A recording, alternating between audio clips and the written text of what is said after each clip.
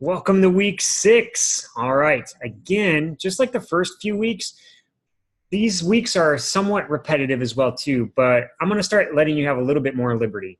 So for example, if you really are feeling pretty fit and you want to extend your long ride on Saturday from up to 3 hours, even a little bit more than that, I'm totally fine with that as long as you are okay with it. I'm not going to give you the same free range on the run. The run, in general, you want to stick to kind of like a 10% rule where you don't want to increase too much so that you don't get hurt. But because cycling is not a weight-bearing sport, it is something that we can take a little bit more liberty to.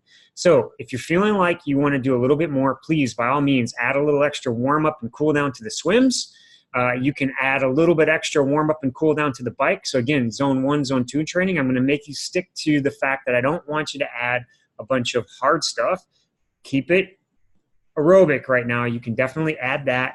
And again, you'll see the force reps kind of creep up in there again on Tuesday. And you'll also work on the hilly run as well too. One tip here is if you're on the treadmill right now, which a lot of times in base season people are, have some fun with that. So once in a while, I'll do like every 5 minutes, I'll make a decision. Like I'm going to either go up 0.2 or 0.1 or miles per hour or kilometers per hour, depending on which part of the world you live in. Or you might say, you know what, for 5 minutes, I'm going to put it at 1% or I'm going to put it at 2%. Again, you want to maintain the idea of the workout. So you might have to slow it down if you're going to increase the incline, or you can speed it up if you're going to decrease it. And just like if you were outside, if you ran into hills or something like that, that would be okay. The other thing that you can start to play around with a little bit too is standing intervals on the bike. So I'm totally cool. In fact, I encourage it. A lot of my athletes at this point, we really start to work on climbing. So put it in a big gear. Use your RPMs to kind of work those muscles, kind of like a slower force rep, right?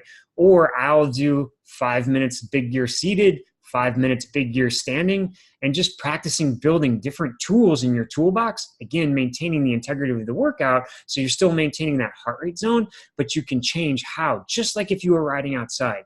So that's what I want to leave you with this week. I challenge you to kind of play around with it a little bit. If you have questions on what I mean, our coaches are there in all the membership areas for you to contact to make sure that you get the answers that you need.